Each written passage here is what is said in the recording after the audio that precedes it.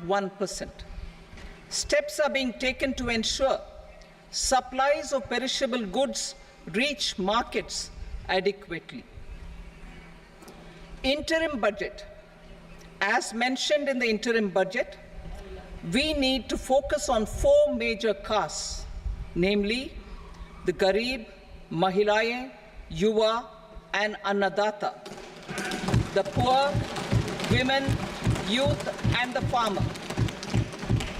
For Annadata, we announced higher minimum support prices a month ago for all major crops, delivering on the promise of at least a 50% margin over costs. Pradhan Mantri Garib Kalyan Anna Yojana was extended for 5 years, benefiting more than 80 crore people. Administrative actions for approval and implementation of various schemes announced in the interim budget are well underway. The required allocations have been made. Budget theme. Turning attention to the full year and beyond in this budget, we particularly focus on employment, skilling, MSMEs, and the middle class.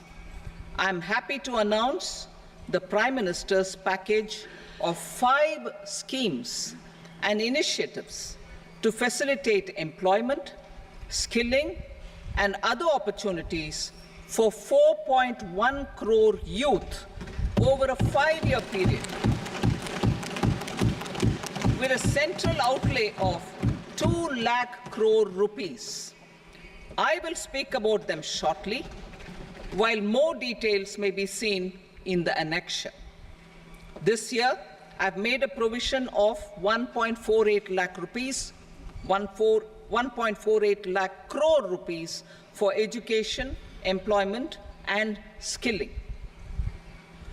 Budget priorities. The people have given a unique opportunity to our government to take the country on the path of strong development and an all-round prosperity. In the interim budget, we promise to present a detailed roadmap for our pursuit of Viksit Bharat. In line with the strategy set out in the interim budget, this budget envisages sustained efforts on the following 9 priorities for generating ample opportunities for all. Number 1, productivity and resilience in agriculture. Number 2, employment and skilling. Number 3, inclusive human resource development and social justice. 4, manufacturing and services. 5, urban development. 6, energy security.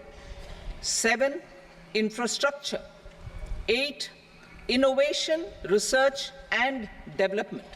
And 9, next generation reforms. Subsequent budgets will build on these and add more priorities and actions. A more detailed formulation will be carried out as part of the economic policy framework, about which I will speak later in this speech. This budget details some of the specific actions to be initiated in the current year towards fulfillment of these priorities, with potential for transformative changes. The budget also covers some of the previously made announcements, with intent to strengthen them and step up their implementation for expediting our journey towards the goal of Viksit Bharat. Priority 1, productivity and resilience in agriculture. Transforming agricultural research.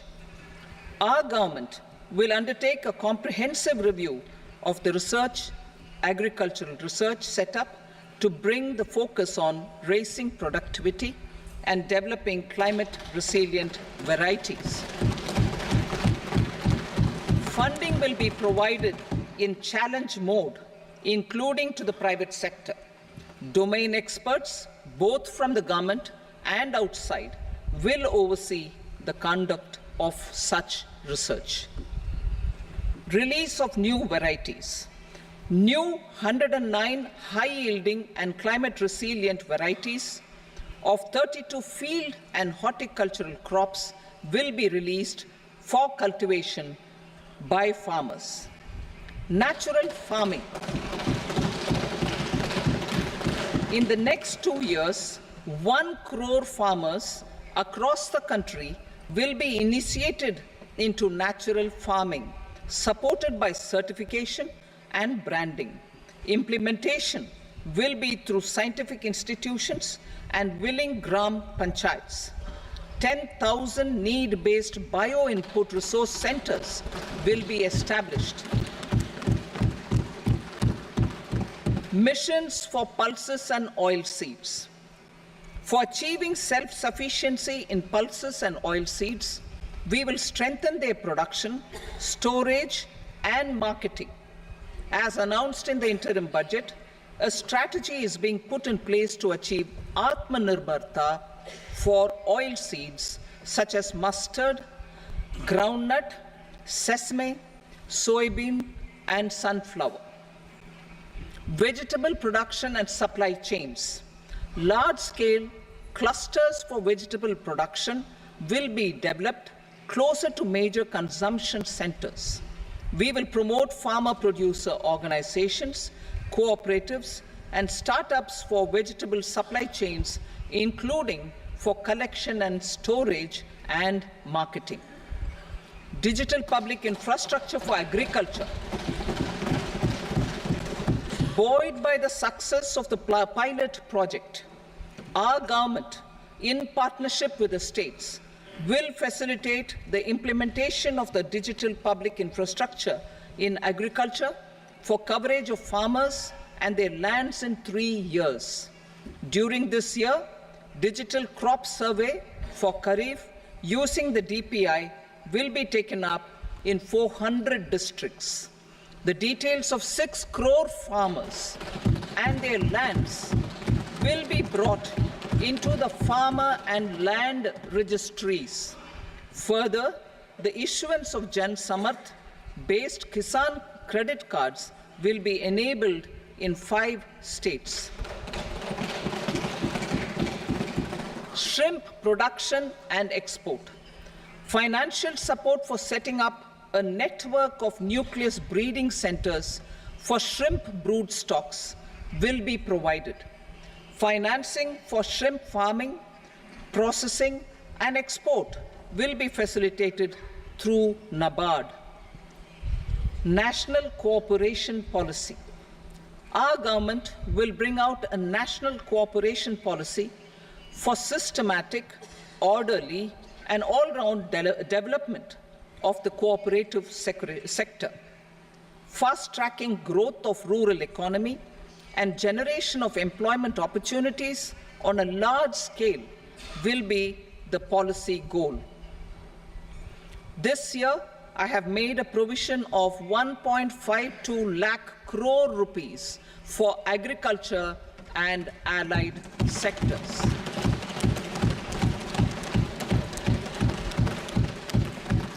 Priority 2, employment and skilling. Employment-linked incentive. Our government will implement following 3 schemes for employment-linked incentive as part of the Prime Minister's package. These will be based on enrollment in the EPFO and focus on recognition of first-time employees and support to employees and employers. Scheme A, first-timers. This scheme will provide 1 month wage to all persons newly entering the workforce in all formal sectors.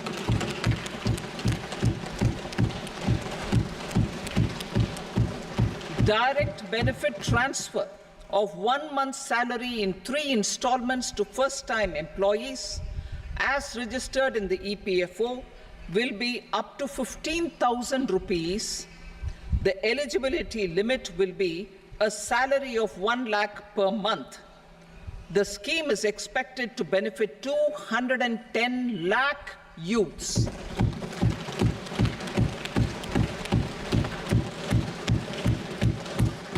Scheme B, job creation in manufacturing. This scheme will incentivize additional employment in the manufacturing sector linked to the employment of first-time employees. An incentive will be provided at specified scale directly both to the employee and the employer with respect to the EPFO contribution in the first 4 years of employment. The scheme is expected to benefit 30 lakh youth entering employment and their employers.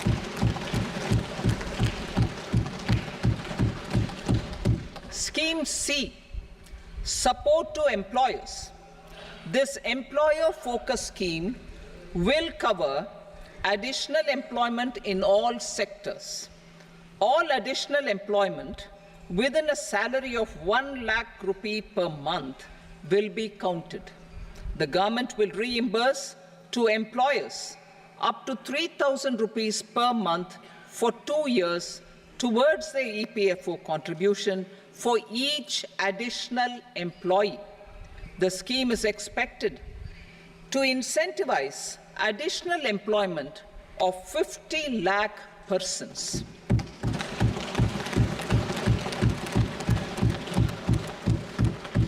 Participation of women in the workforce. We will facilitate higher participation of women in the workforce through setting up of working women hostels in collaboration with industry and establishing creches. In addition, the partnership will seek to organize women-specific skilling programs and promotion of market access for women SHG enterprises. Skilling program. I'm happy to announce a new centrally sponsored scheme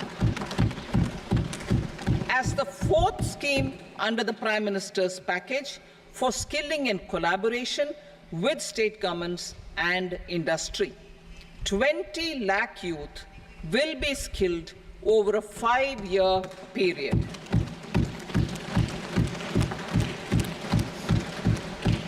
"1,000 industrial training institutes will be upgraded in hub and spoke arrangements with outcome orientation. Course content and design will be aligned to the skill needs of industry, and new courses will be introduced for emerging needs. Skilling loans. The model skill loan scheme will be revised to facilitate loans up to 7.5 lakh rupees with a guarantee from a government-promoted fund. This measure is expected to help 25,000 students every year.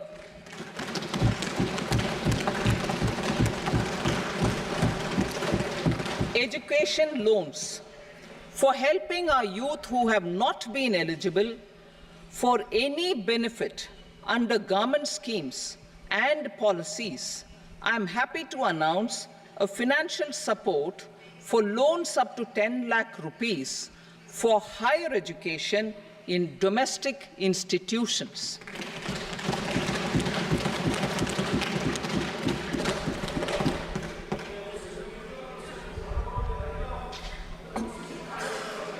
E-vouchers for this purpose. E-vouchers for this purpose will be given directly to 1 lakh students every year for annual interest subvention of 3% of the loan amount. Priority 3, inclusive human resource development and social justice, saturation approach. Our government is committed to all-round, all-pervasive and all-inclusive development of people, particularly farmers, youth, women, and the poor.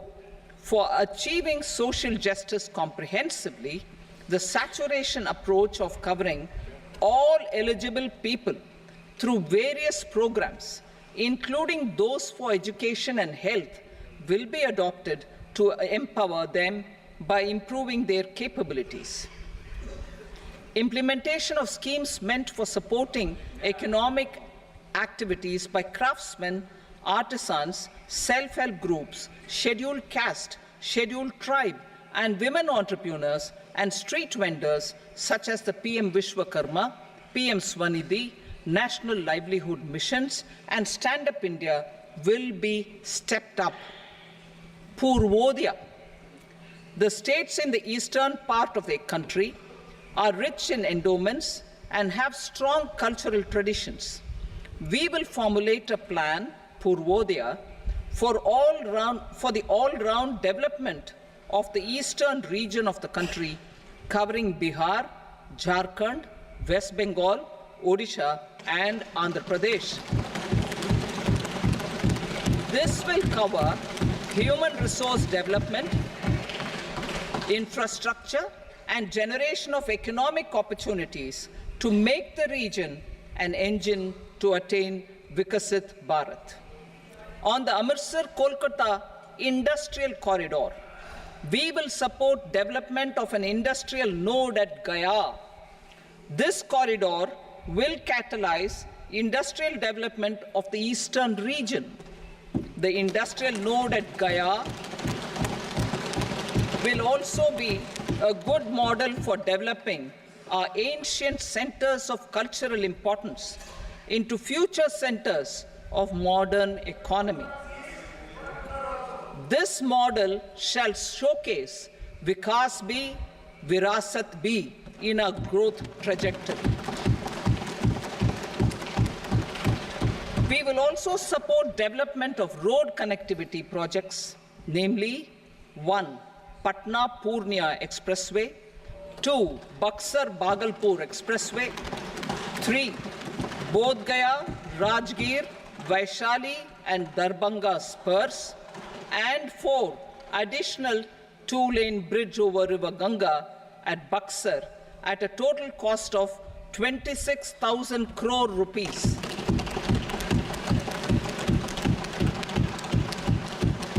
Power projects, including setting up of a new 2,400 megawatt power plant at Pir Painti, will be taken up at a cost of 21,400 crore rupees.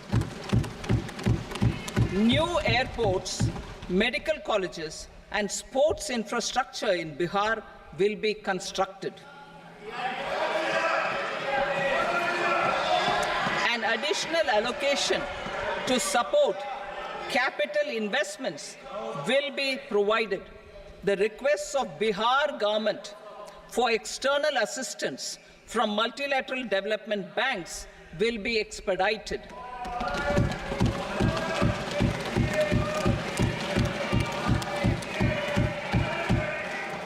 Andhra Pradesh Reorganization Act. Our government has made concerted efforts to fulfill the commitments in Andhra Pradesh Reorganization Act. Recognizing the state's need for the capital, recognizing the state's need for a capital, we will facilitate special financial support through multilateral development agencies.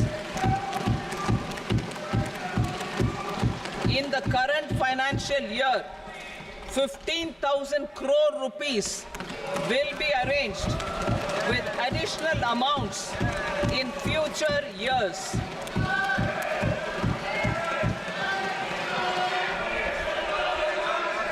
Our government is fully committed to financing and early completion of the Polavaram irrigation project, which is the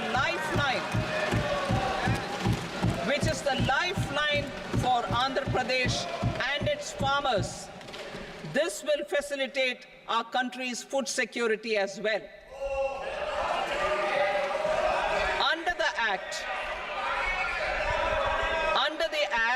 Andhra Pradesh Reorganization Act, For promoting industrial development, funds will be provided for essential infrastructure such as water, power, railways, and roads.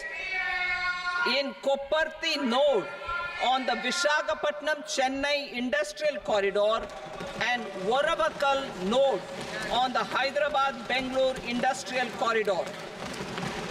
An additional allocation will be provided this year towards capital investment for economic growth. Grants for backward regions of Rayalaseema, Prakasham, North Coastal Andhra, as stated in the Act, will be provided. PM Awas Yojana.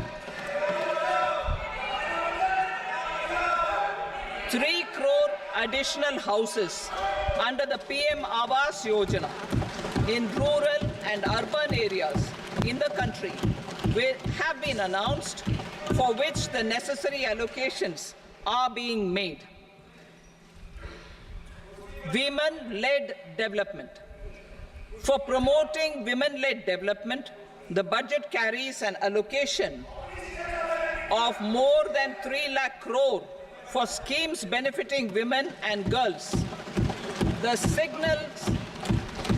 signals our government's commitment for enhancing women's role in economic development.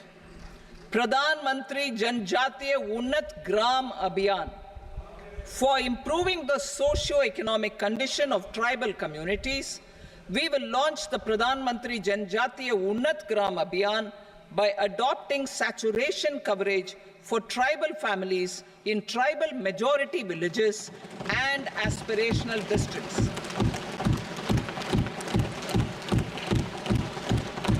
This will cover 63,000 villages, benefiting 5 crore tribal people. Bank branches in northeastern region. More than 100 branches of India Post Payment Bank will be set up in the northeast region to expand the banking services. This year, I have made a provision of 2.66 lakh crore rupees for rural development, including rural infrastructure. Priority 4, manufacturing and services, support for promotion of MSMEs. This budget provides special attention to MSMEs and manufacturing, particularly labor-intensive manufacturing. We have formulated a package covering financing, regulatory changes, and technology support for MSMEs to help them grow and also compete globally, as mentioned in the interim budget. I am happy to announce the following specific measures. Credit guarantee scheme for MSMEs in the manufacturing sector. For facilitating term loans to MSMEs for purchase of machinery and equipment without collateral or third-party guarantee, a credit guarantee scheme will be introduced. The scheme will operate on pooling of credit risks of such MSMEs. A separately constituted self-financing guarantee fund will provide to each applicant guarantee cover up to 100 crore rupees, while the loan amount may be larger. The borrower will have to provide an upfront guarantee fee and an annual guarantee fee on the reducing loan balance. New assessment model for MSME credit. Public sector banks will build their own in-house capability to assess MSMEs for credit instead of relying on external assessment. They will also take a lead in developing or getting developed a new credit assessment model based on the scoring of digital footprints of the MSMEs in the economy. This is expected to be a significant improvement over the traditional assessment of credit eligibility based only on asset or turnover criteria. That will also cover MSMEs without a formal accounting system. Credit support to MSMEs during stress period. I'm happy to announce a new mechanism for facilitating continuation of bank credit to MSMEs during their stress period while being in special mention account, SMA stage. For reasons beyond their control, MSMEs need credit to continue their business and to avoid getting into the NPA stage. Credit availability will be supported through a guarantee from a government-promoted fund. Mudra loans. The limit of Mudra loans will be enhanced to 20 lakh from the current 10 lakh for those entrepreneurs who have availed and successfully repaid previous loans under the Tarun category. Enhanced scope for mandatory onboarding in TREDS.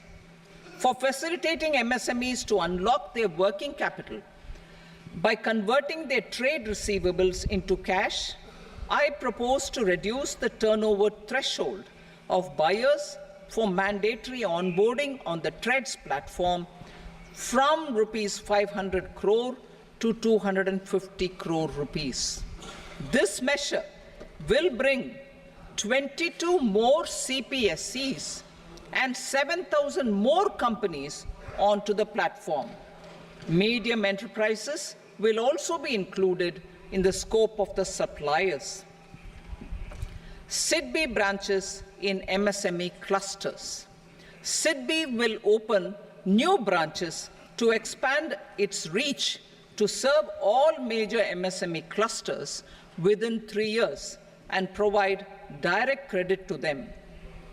With the opening of 24 such branches this year, the service coverage will expand to 168 out of 242 major clusters. MSME units for food irradiation, quality and safety testing. Financial support for setting up of 50 multi-product food irradiation units in the MSME sector will be provided.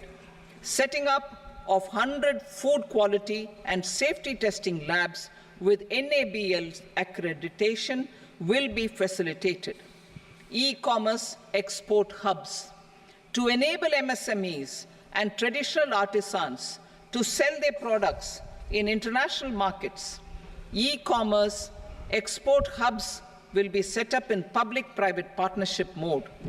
These hubs, under a seamless regulatory and logistic framework, will facilitate trade and export-related services under one roof.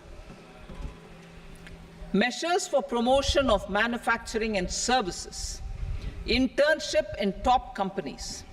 As the fifth scheme under Prime Minister's package, our government will launch a comprehensive scheme for providing internship opportunities in 500 top companies to 1 crore youth in 5 years. They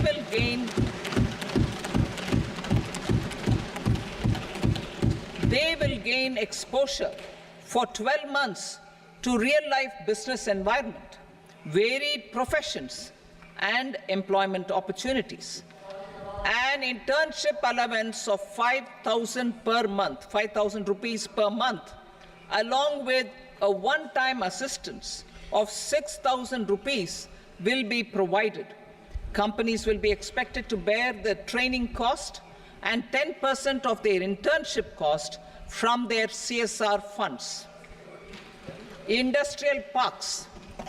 Our government will facilitate development of investment-ready, plug-and-play industrial parks with complete infrastructure in or near 100 cities in partnership with the states and private sector by better using town planning schemes. 12 industrial parks under the National Industrial Corridor Development Program also will be sanctioned.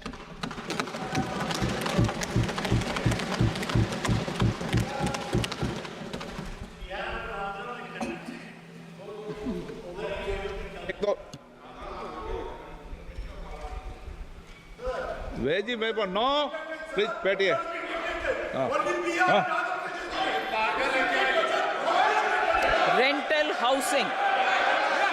Rental housing with dormitory type accommodation for industrial workers will be, just 1 minute. Rental housing, I repeat, rental housing with dormitory type accommodation for industrial workers will be facilitated in PPP mode with VGF support and commitment from anchor industries. Shipping industry, ownership, leasing, and flagging reforms will be implemented to improve the share of Indian shipping industry and generate more employment. Critical mineral mission.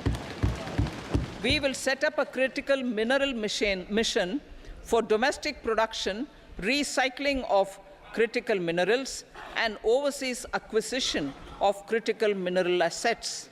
Its mandate will include technology development, skilled workforce, extended producer responsibility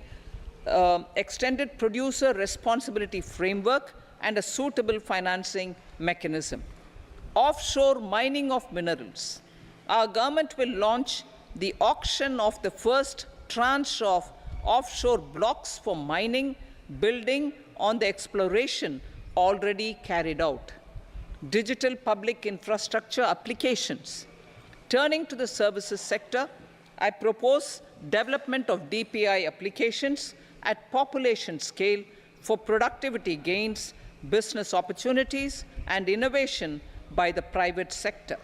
These are planned in the areas of credit, e-commerce, education, health, law and justice, logistics, MSME service delivery, and urban governance.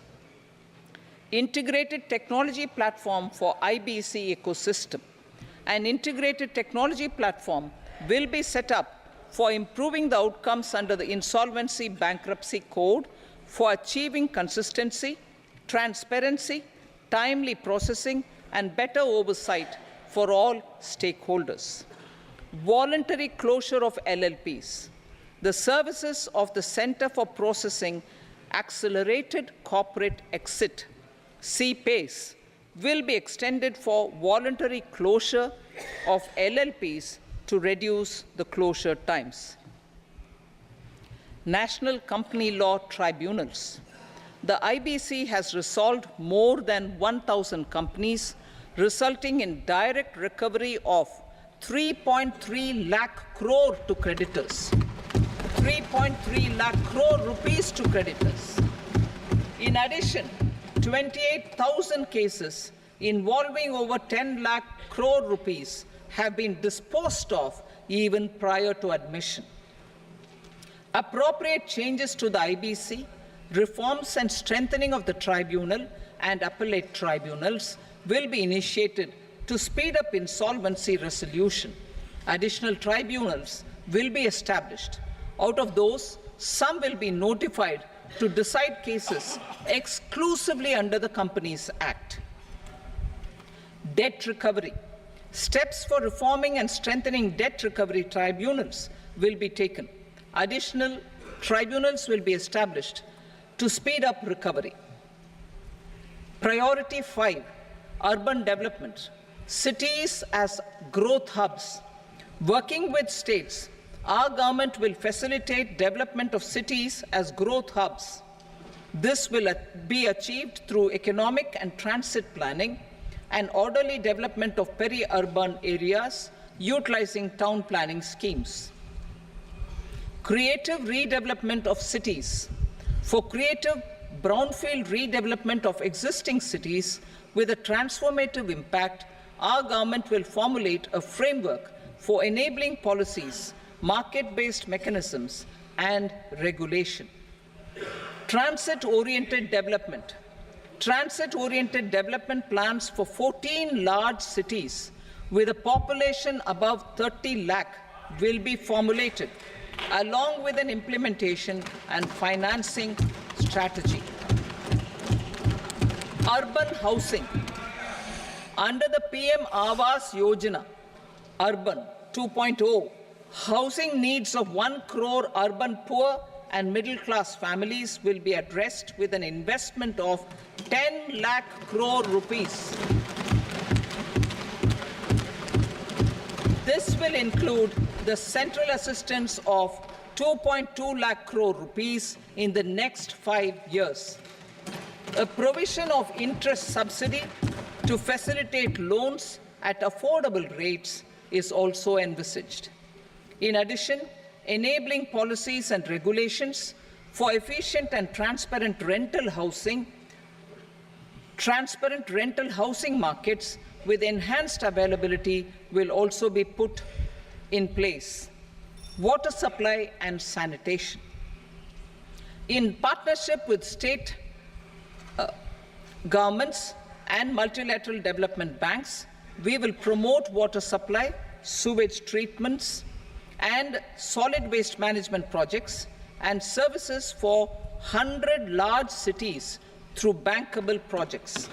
These projects will also envisage use of treated water for irrigation and filling up of tanks in nearby areas.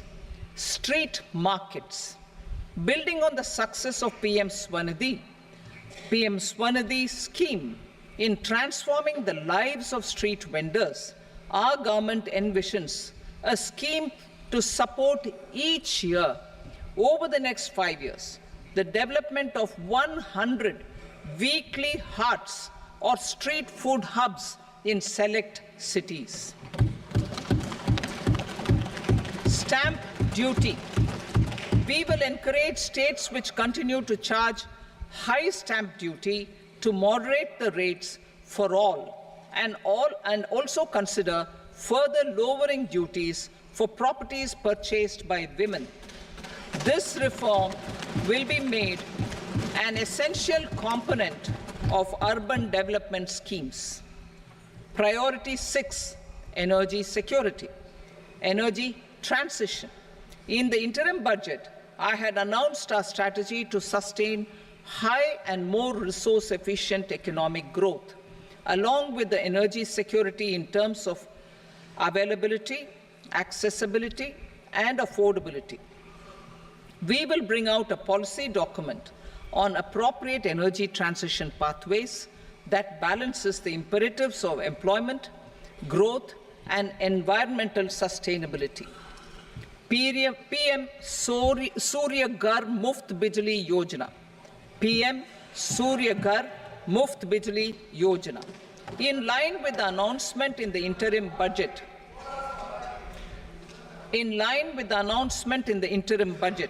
PM Surya Ghar Muft Bijli Yojana has been launched to install rooftop solar plants to enable 1 crore households obtain free electricity up to 300 units every month. The scheme has generated remarkable response with more than 1.28 crore registrations and 14 lakh applications, and we will further encourage it. Pumped storage policy.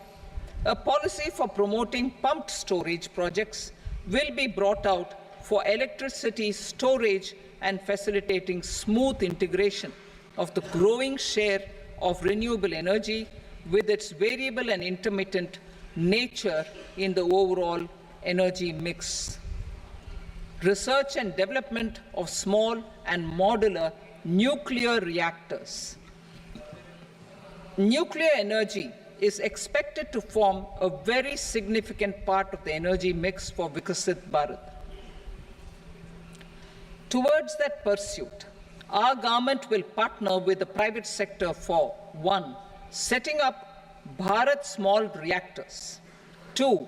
Research and development of Bharat Small Modular Reactor, and 3. Research and development of newer technologies for nuclear energy. The R&D funding announced in the interim budget will be made available for this sector also. Advanced ultra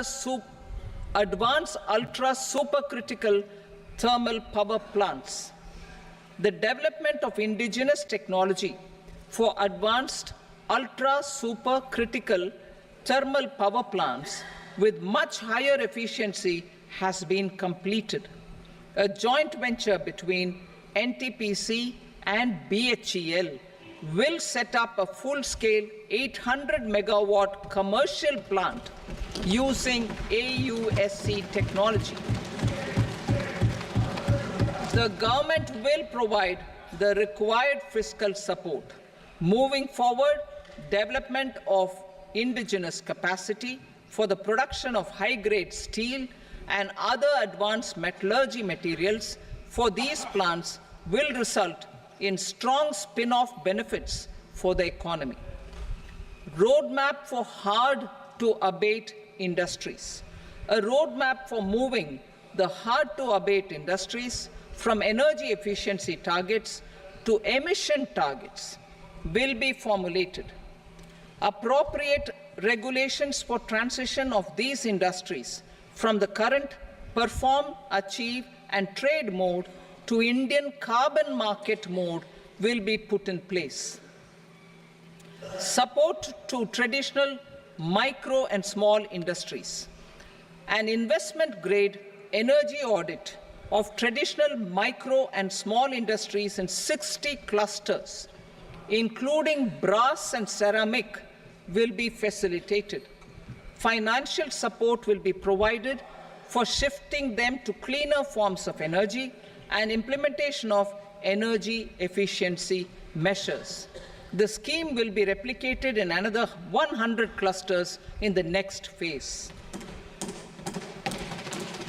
Priority 7, infrastructure investment by central government.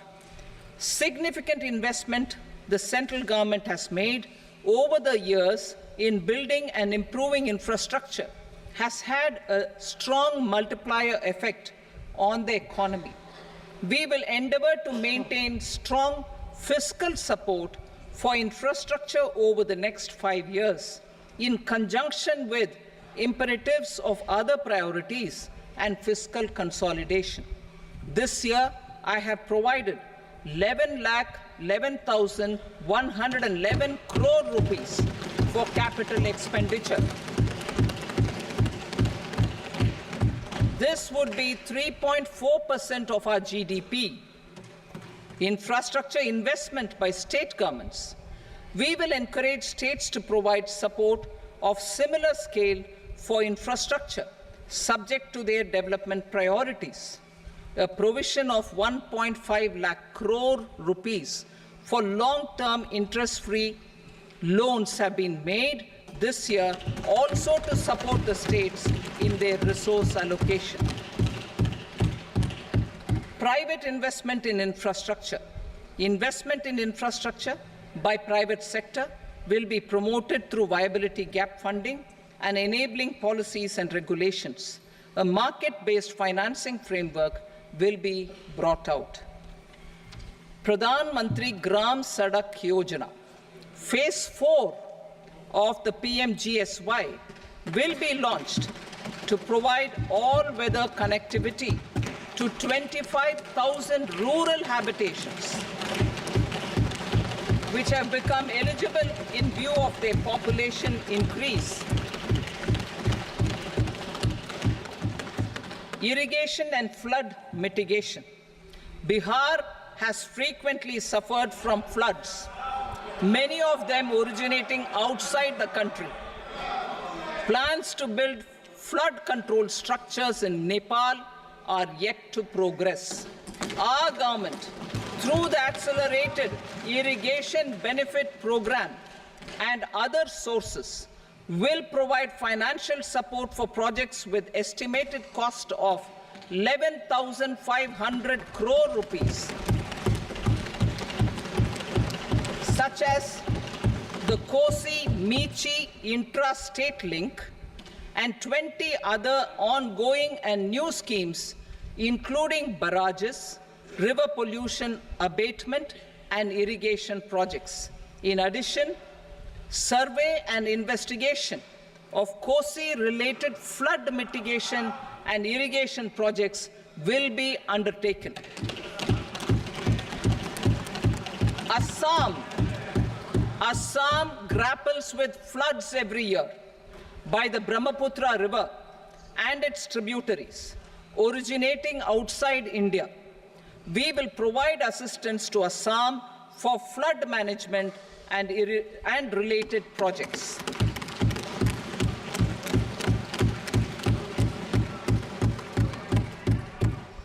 Himachal Pradesh suffered extensive losses due to floods last year. Our government will provide assistance to the state for reconstruction and rehabilitation through multilateral development assistance.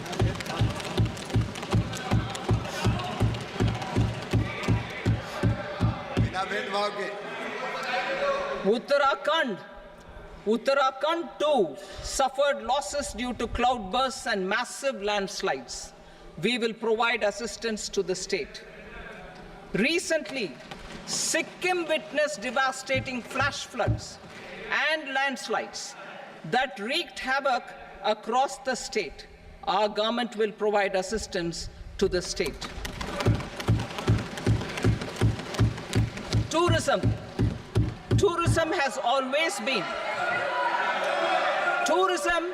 has always been a part of our civilization.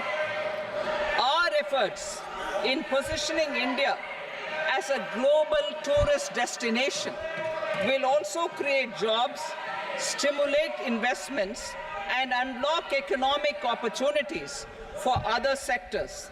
In addition to the measures outlined in the interim budget, I propose the following measures. Vishnupad Temple at Gaya and Mahabodhi Temple at Bodh Gaya in Bihar are of immense spiritual significance. Comprehensive development of Vishnupad Temple Corridor and Mahabodhi Temple Corridor will be supported, modeled on the successful Kashi Vishwanath Temple Corridor to transform them into world-class pilgrim and tourist destinations. Rajgir holds immense religious significance for Hindus, Buddhists, and Jains. The 20th Tirthankara Muniswarata Temple in the Jain temple complex is ancient. The Saptarishi, or the 7 hot springs, form a warm water Brahmkund that is sacred. A comprehensive development initiative for Rajgir will be undertaken. Our government will support the development of Nalanda as a tourist center, besides reviving Nalanda University to its glorious stature. Odisha's scenic beauty, temples, monuments, craftsmanship, wildlife sanctuaries, natural landscapes, and pristine beaches make it an ultimate tourism destination. Our government will provide assistance for their development to Odisha as well. Priority 8, innovation, research, and development. We will operationalize the Anusandhan National Research Fund for basic research and prototype development. Further, we will set up a mechanism for spurring private sector-driven research and innovation at commercial scale with a financing pool of 1 lakh crore rupees in line with the announcement in the interim budget. Space economy. With our continued emphasis on expanding the space economy by 5 times in the next 10 years, a venture capital fund of 1,000 crore rupees will be set up. Priority 9, next generation reforms. Economic policy framework. We will formulate an economic policy framework to delineate the overarching approach to economic development and set the scope of the next generation of reforms for facilitating employment opportunities and sustaining high growth. Our government will initiate and incentivize reforms for 1. Improving productivity of factors of production, and 2. Facilitating markets and sectors to become more efficient. These reforms will cover all factors of production, namely land, labor, capital, and entrepreneurship, and technology as an enabler of improving total factor productivity and bridging inequality. Effective implementation of several of these reforms requires collaboration between the centre and the states, and building consensus as development of the country lies in development of the states. For promoting competitive federalism and incentivizing states for faster implementation of reforms, I propose to earmark a significant part of the 50-year interest-free loan. Working with the states, we will initiate the following reforms.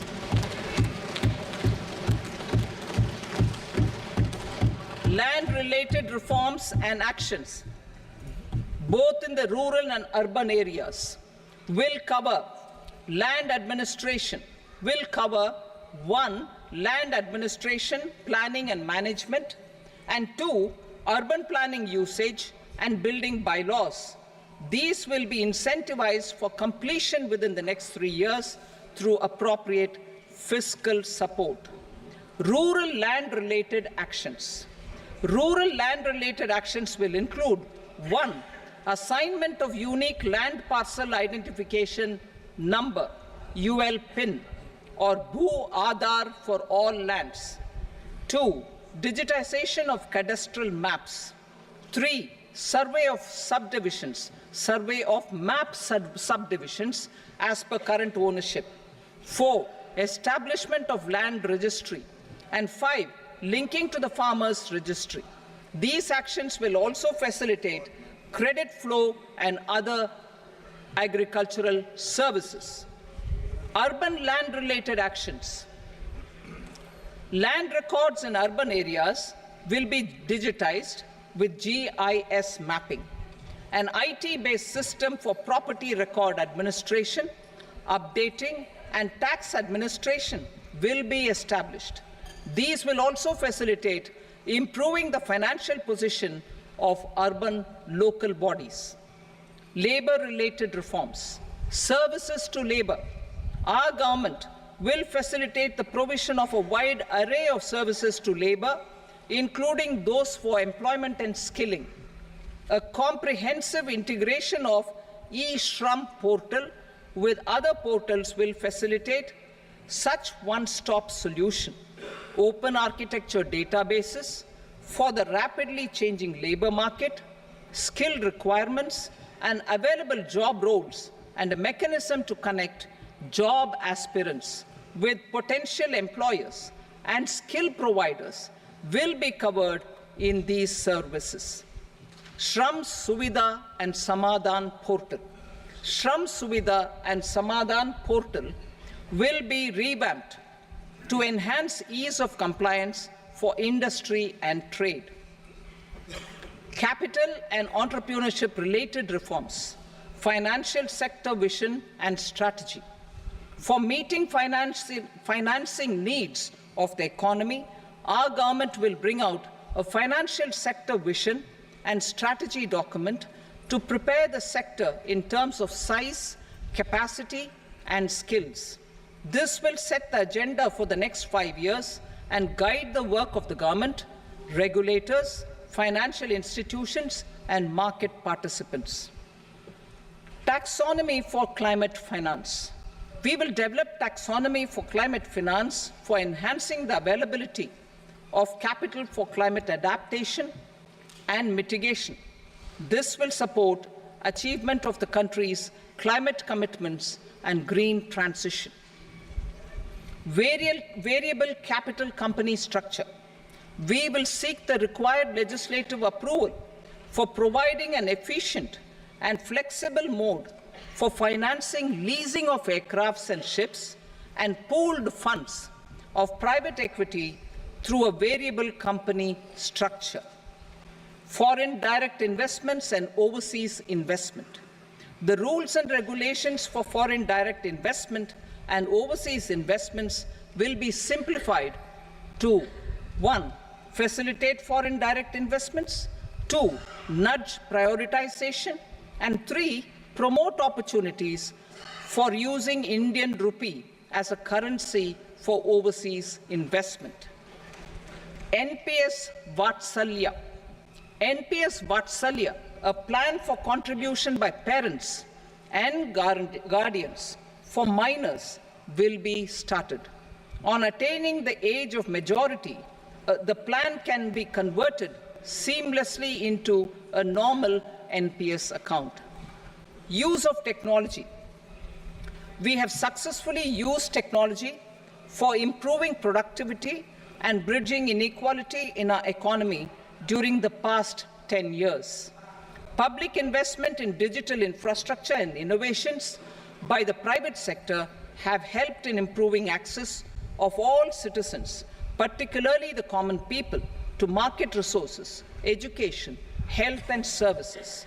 We will step up adoption of technology towards digitalization of the economy. Ease of doing business. For enhancing ease of doing business, we are already working on the Jan Vishwas Bill 2.0. Further, states will be incentivized for implementation of the business reforms, action plans, and digitalization. Data and statistics. For improving data governance, collection, processing and management of data and statistics, different sectoral databases, including those established under the Digital India Mission, will be utilized with active use of technology tools. New pension scheme. The committee to review the NPS has made considerable progress in its work. I am happy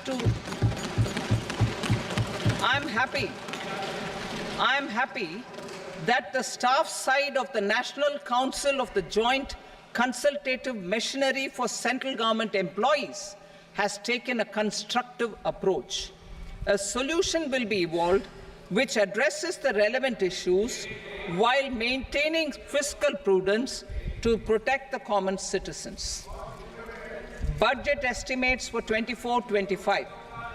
For the year 24-25, total receipts other than borrowings and the total expenditure are estimated at 32.07 lakh crore rupees and 48.21 lakh crore rupees respectively. The net tax receipts are estimated at 25.83 lakh crore rupees. The fiscal deficit is estimated at 4.9% of the GDP. The gross and the net market borrowings through dated securities during 24-25 are estimated at 14.01 lakh crore rupees and 11.63 lakh crore rupees respectively. Both will be less than that in 23-24. The fiscal consolidation path announced by me in 2021 has served our economy very well, and we aim to reach the deficit below 4.5% next year. The government is committed to staying the course. From 2026-27 onwards, our endeavor will be to keep the fiscal deficit each year such that the central government's debt will be on a declining path as percentage of GDP. I will now move to Part B.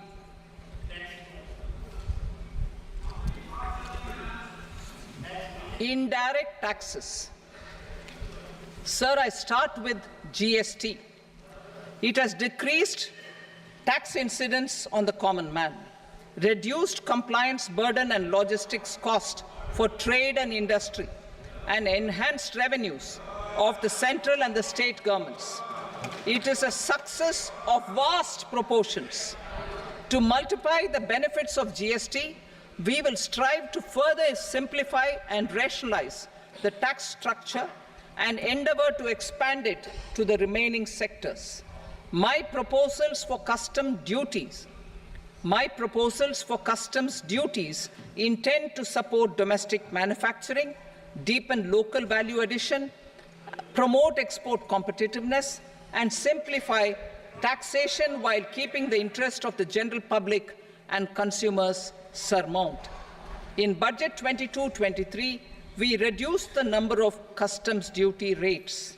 I propose to undertake a comprehensive review of the rate structure over the next 6 months to rationalize and simplify it for ease of trade, removal of duty inversion, and reduction of disputes.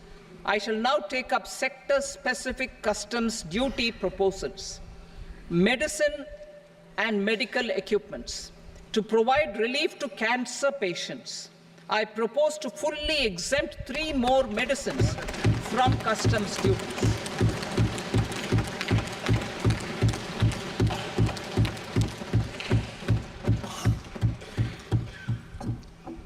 I also propose changes in the BCD on X-ray tubes and flat panel detectors for use in medical X-ray machines under the phased manufacturing program so as to synchronize them with the domestic capacity addition.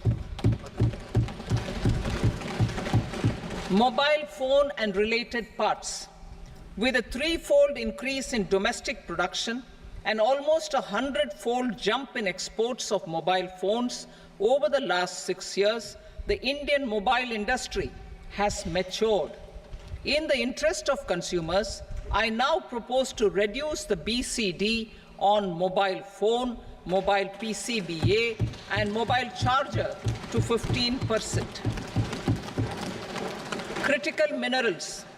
Minerals such as lithium, copper, cobalt, and rare earth elements are critical for sectors like nuclear energy, renewable energy, space, defense, telecommunications, and high-tech electronics. I propose to fully exempt customs duties on 25 critical minerals and reduce BCD on 2 of them. This will provide a major fillip to the processing and refining of such minerals and help secure their availability for these strategic and important sectors. Solar energy. Energy transition is critical in the fight against climate change. To support energy transition, I propose to expand the list of exempted capital goods for use in the manufacture of solar cells and panels in the country. Further, in view of sufficient domestic manufacturing capacity of solar gas, glass, and tinned copper interconnect, I propose not to extend the exemption of customs duties provided to them. Marine products. India's seafood exports in the last financial year touched an all-time high of more than 60,000 crores of rupees. Frozen shrimp accounted for about 2/3 of these exports. To enhance their competitiveness, I propose to reduce BCD on certain broodstock, polychaete worms, shrimp, and fish feed to 5%. I also propose to exempt customs duty on various inputs for manufacture of shrimp and fish feed. Leather and textile. Similarly, to enhance the competitiveness of exports in the leather and textile sectors, I propose to reduce BCD on real down-filling material from duck or goose. I am also making additions to the list of exempted goods for manufacture of leather and textile garments, footwear, and other leather articles for export. To rectify inversion in duty, I propose to reduce BCD subject to conditions on methylene diphenyl diisocyanate, MDI, for manufacture of spandex yarn from 7.5 to 5%. Furthermore, the export duty structure on raw hides, skin, and leather is proposed to be simplified and rationalized. precious metals. To enhance domestic value addition in gold and precious metal jewelry in the country, I propose to reduce customs duties on gold and silver to 6% and that of platinum to 6.4%. Other metals, steel and copper, are important raw materials. To reduce their cost of production, I propose to remove the BCD on ferronickel and blister copper. I am also continuing with nil BCD on ferrous scrap and nickel cathode and concessional BCD of 2.5% on copper scrap. Electronics. To increase value addition in the domestic electronics industry, I propose to remove the BCD subject to conditions on oxygen-free copper for manufacture of resistors. I also propose to exempt certain parts for manufacture of connectors. Chemicals and petrochemicals. To support existing and new capacities in the pipeline, I propose to increase the BCD on ammonium nitrate from 7.5% to 10%. Plastics. PVC flex banners are non-biodegradable and hazardous for environment and health. To curb their imports, I propose to raise the BCD on them from 10 to 25%. Telecommunication equipment. To incentivize domestic manufacturing, I propose to increase the BCD from 10 to 15% on PCBA of specified telecom equipment. Trade facilitation. To promote domestic aviation and boat and ship MRO, I propose to extend the period for export of goods imported for repairs from 6 months to 1 year. I'll read that again. To promote domestic aviation and boat and ship maintenance, repair and operations, I propose to extend the period for export of goods imported for repairs from 6 months to 1 year. In the same vein, I propose to extend the time limit for re-import of goods for repairs under warranty from 3 to 5 years. I now move to direct taxes. We will continue our efforts to simplify taxes, improve taxpayer services, provide tax certainty, and reduce litigation while enhancing revenues for funding the development and welfare schemes of the government. It has been our endeavor to simplify taxation. We have taken a number of measures in the last few years, including introduction of simplified tax regimes without exemptions and deductions for corporate tax and for personal income tax. This has been appreciated by taxpayers. 58% of corporate tax came from the simplified tax regime in the financial year 22-23. Similarly, as per data available till now, for the last fiscal, more than 2/3 have availed the new personal income tax regime. Comprehensive review of the Income Tax Act. I am now announcing a comprehensive review of the Income Tax Act 1961. The purpose is to make the Act concise, lucid, easy to read and understand. This will reduce disputes and litigation, thereby providing tax certainty to the taxpayers. I will also bring down the demand embroiled in litigation. It is proposed to be completed in 6 months. A beginning is being made in the Finance Bill by simplifying the tax regime for charities, tedious rate structures, provisions of reassessment and such provisions, and capital gains taxation. Simplification for charities and tedious. Two tax exemption regimes. The two tax exemption regimes for charities are proposed to be merged into one. The 5% tedious rate on many payments is being merged into the 2% tedious rate and the 20% tedious rate on repurchase of units by mutual funds or UTI is being withdrawn. TDS rate on e-commerce operators is proposed to be reduced from 1 to 0.1%. Moreover, credit of TCS is proposed to be given in the TDS to be deducted on salary. Further, I propose to decriminalize delay for payment of TDS up to the due date of filing statement for the same.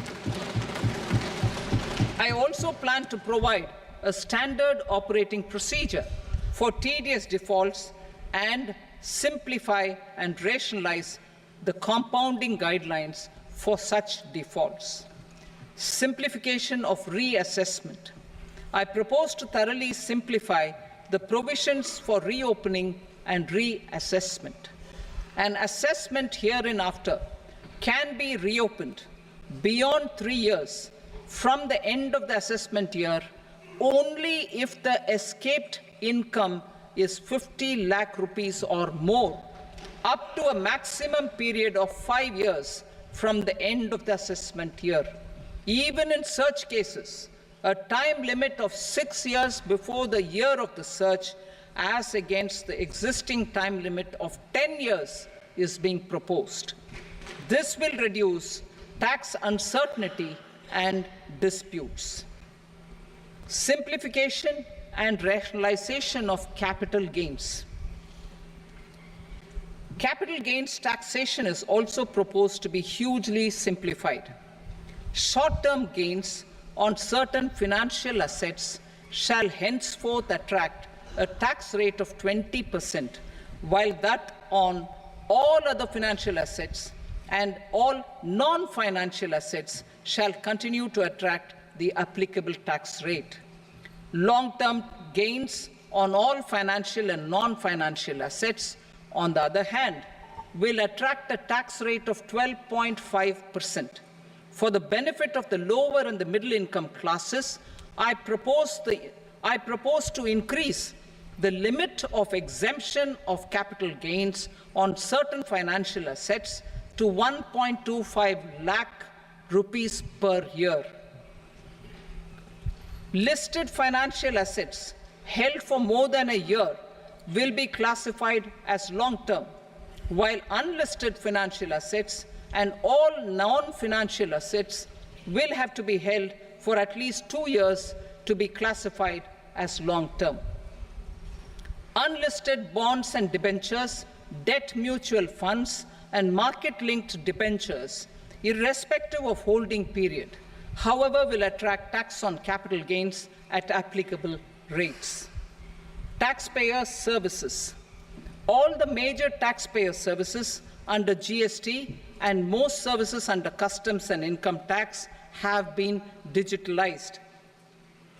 All remaining services of customs and income tax, including rectification and order giving effect to appellate orders, shall be digitalized and made paperless over the next 2 years.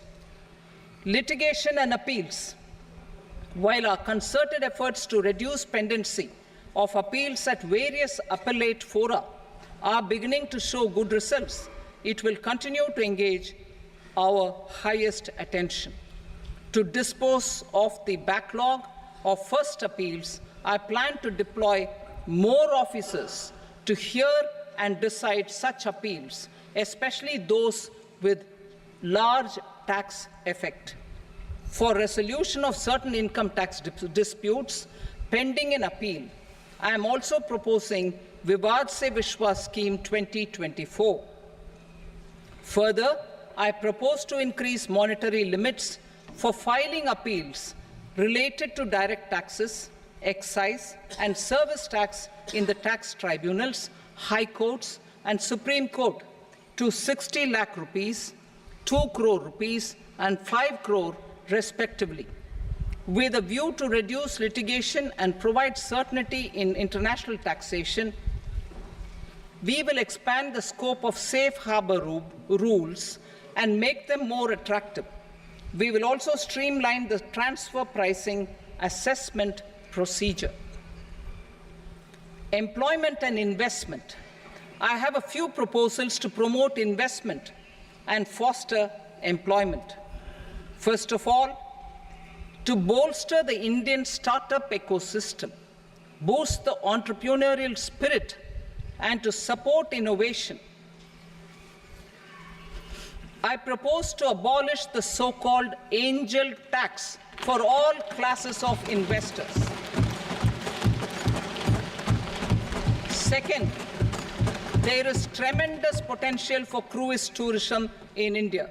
To give a fillip to this employment-generating industry, I am proposing a simpler tax regime for foreign shipping companies operating domestic cruises in the country.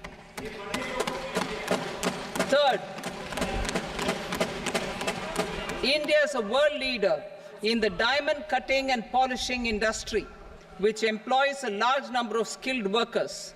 To further promote the development of this sector, we would provide for safe harbor rates for foreign mining companies selling raw diamonds in the country. Fourth, to attract foreign capital for our development needs, I propose to reduce the corporate tax rate on foreign companies from 40 to 35%. Deepening the tax base. I have a couple of proposals for deepening the tax base. First, security transaction tax on futures and options of securities is proposed to be increased to 0.02% and 0.1% respectively. Second, for reasons of equity, I propose to tax income received on buyback of shares in the hands of recipients. Other proposals. To improve social security benefits, deduction of expenditure by employers towards NPS is proposed to be increased from 10 to 14% of the employee's salary. Similarly, deduction of this expenditure up to 14% of salary from the income of employees in private sector, public sector banks and undertakings opting for the new tax regime is proposed to be provided. Indian professionals working in multinationals get ESOPs and invest in social security schemes and other movable assets abroad. Non-reporting of such small foreign assets has penal consequences under the Black Money Act. Such non-reporting of movable assets up to 20 lakh rupees is proposed to be depenalized. Other major proposals in the finance bill relate to withdrawal of equalization levy of 2%, expansion of tax benefits to certain funds and entities in IFSCs, and immunity from penalty and prosecution to Benamidar on full and true disclosure so as to improve conviction under the Benami Transaction Prohibition Act 1988. Personal income tax. Coming to personal income tax rates, I have two announcements to make for those opting for the new tax regime. First, the standard deduction for salaried employees is proposed to be increased from 50,000 to 75,000 rupees.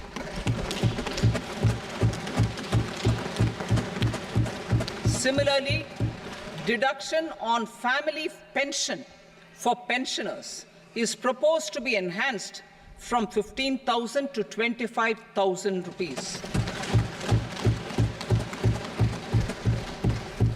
This will provide relief to about 4 crore salaried individuals and pensioners.